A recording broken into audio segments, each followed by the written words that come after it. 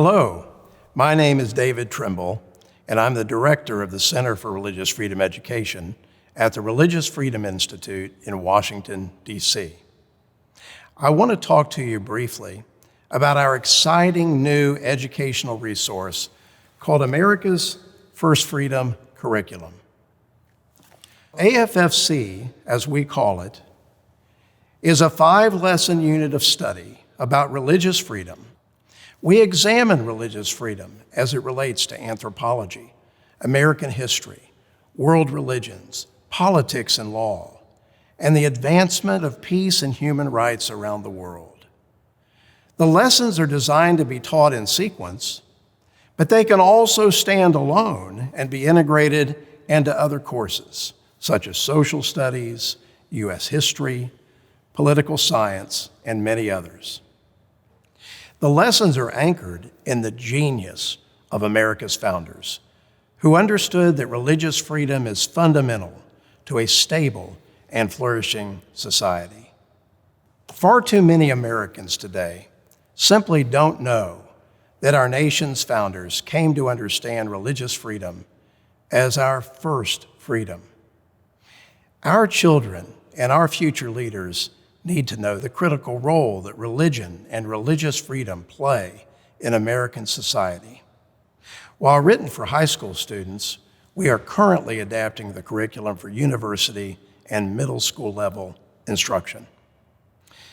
Now, you may be thinking, David, why?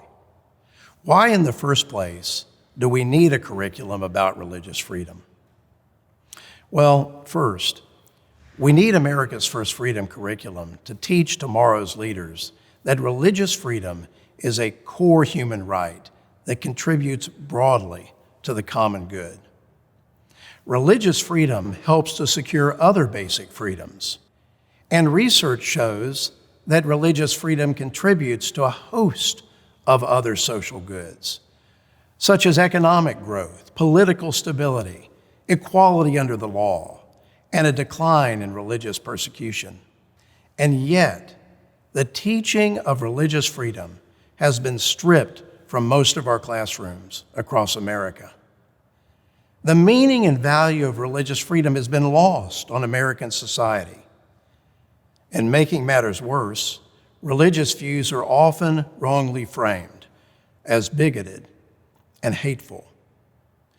We cannot look to law alone for a solution.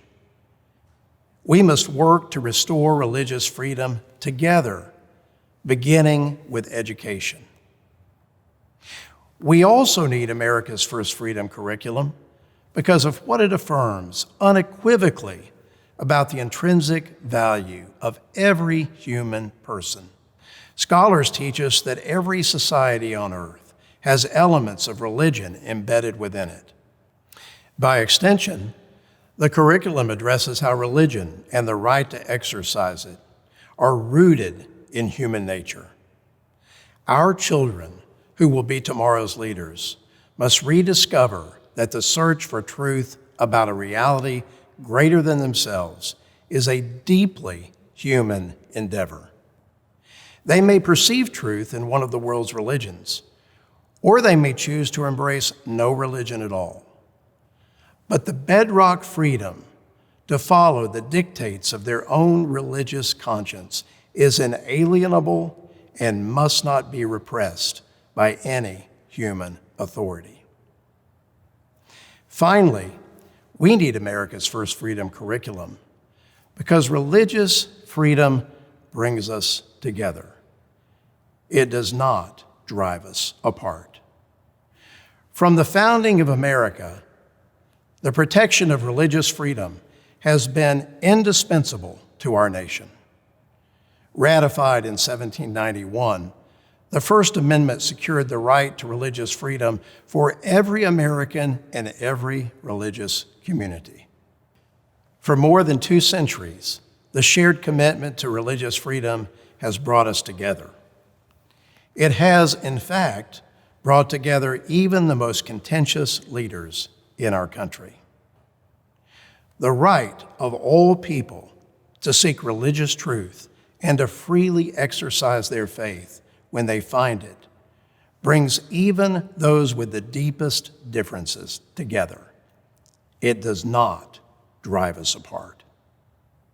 America's founders understood religious freedom as America's first freedom. We want America's students to understand it that way as well. America's First Freedom curriculum aims to ensure that leaders of tomorrow are prepared to defend the freedom of religion for everyone, everywhere, because they've learned the true meaning and value of religious freedom today.